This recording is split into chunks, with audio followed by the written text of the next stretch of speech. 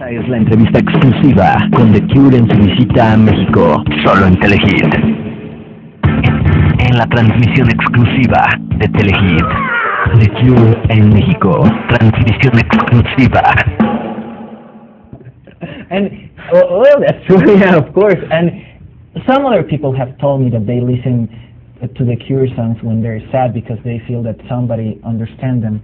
But what about you? What did you do when you're sad and try to forget for a little while your problems? Well, I mean, all through the years there's been various artists. One artist that I always refer back to, even when I'm making a record, as the epitome of all that I think is good about songwriting and singing, is Nick Drake. Yeah. I've always really loved what he does because it's very, very emotional. It's very heartfelt. And there's lots of artists down the years that I can connect with. I mean, mainly it's like with vocalists, so you can feel the singing from the heart, and you want to just lose yourself in that music. But there's also, strange enough, my favourite music for the last few years to listen to when I'm feeling a bit down is Mogwai, and they don't really have any vocals. But it's in the Curiosa Festival. Right? Yeah, and I think the reason is because it's the most beautiful music I've ever heard, and there's no words, so I actually sing. So I just sing myself when I'm listening to it. So it's I find it very therapeutic actually. They're the best band on the planet. Cool. And I was reading the lyric of one of your songs, Us or Them, and the first thing that I think is like, wow, this song is like really dedicated to Tony Blair. Is that right or no? It's not exclusively Tony Blair. It's more, it's really aimed at Western media and their portrayal of everything as being black and white, and this simplification and the dumbing down of culture.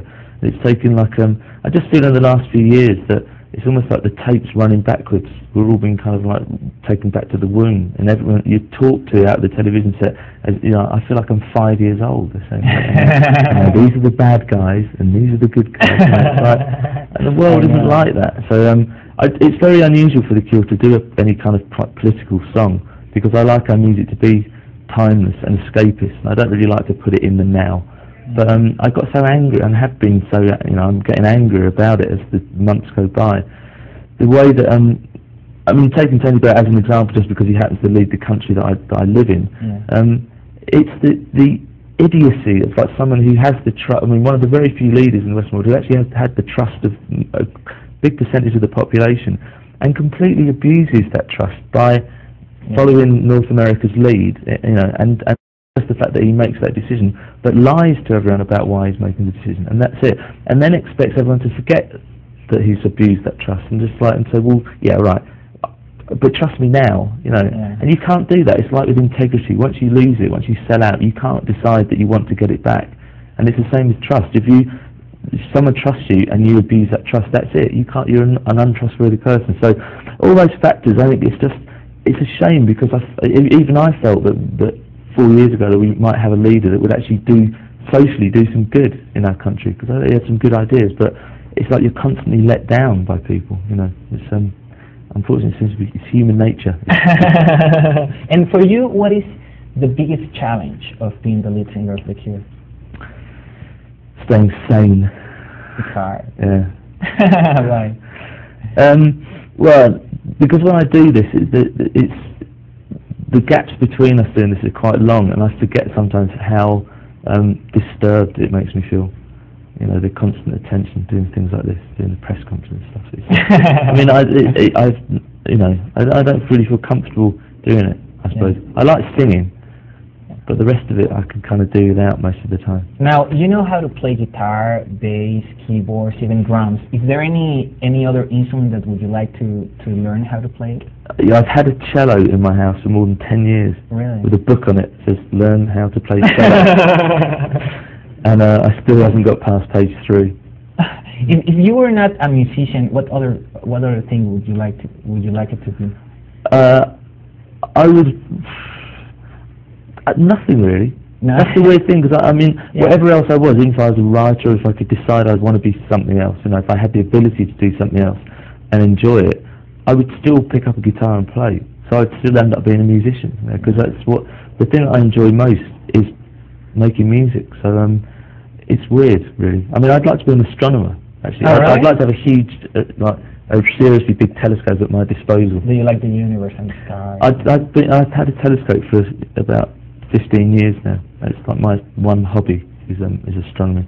But if I was an astronomer, I'd probably like, and I think I really wish I was a guitarist. Of course. And another question: if you could choose, or if you could go back in time and see yourself during the time of Three Imaginary Boys, what advice did you tell to yourself?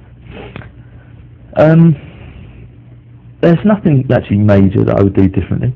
I think that I've always followed my instincts. Every decision that I've made with regards to like the band and what I do with the band has been how I feel, is like what I feel should be right. So I've never really taken anyone's advice about anything. So the mistakes that I've made have been my mistakes. I would probably make them again, even if I went back and I said, look, don't do this. I'd say, what do you know? I probably would. I would got rid of Fiction Records 5 years earlier. That's the only thing I would do differently. But the rest of it is, it's been good. Okay, last question. I don't know if it's even a valid question, but did you watch the movie Nightmare Before Christmas of Tim Burton? Yeah.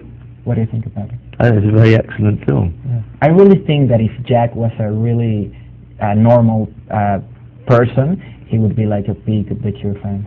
Do you think? It reminds me of Billy Corgan, actually. Billy Corgan? Well, yeah, in some way. Billy's a The Cure fan. Right? Yeah, Billy's a The Cure fan. Yeah. So do you like that movie? I think it's excellent. It's really excellent. I would like to have made a video like that, actually. Yeah. That kind of style, which is sort of like very dark animated stuff. But it's very time consuming, and it's very unlikely that we would do it. I'd love to write music for a film like that. Right. That would be my one ambition, would be to write the entire score for a film that was Favorite good as director? that. I don't know. I've got a favourite director actually. I mean, because I like different people for different reasons. Yeah. I like up until recently, I liked the Coen brothers. I've always liked Tim Burton. He's good. David Lynch is kind of an interesting director. So there's a number of Pedro Almodovar is a really good director. There's some seriously good directors around.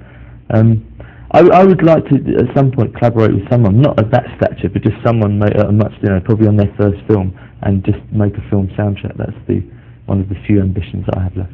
Okay, well, thank you very much for your time in this interview. Anything can you say to all of your fans that watch you in Monterrey or that is going to watch you here in Mexico City? Enjoy it. Okay, thank you very much, Robert. Okay. It's a pleasure. Thanks very much. Carnales, pues bueno, esto fue Robert Smith. Definitivamente una banda que ha marcado un parteaguas dentro de la historia musical, en exclusiva para Telehit. No le cambies, continúen viendo todo esto.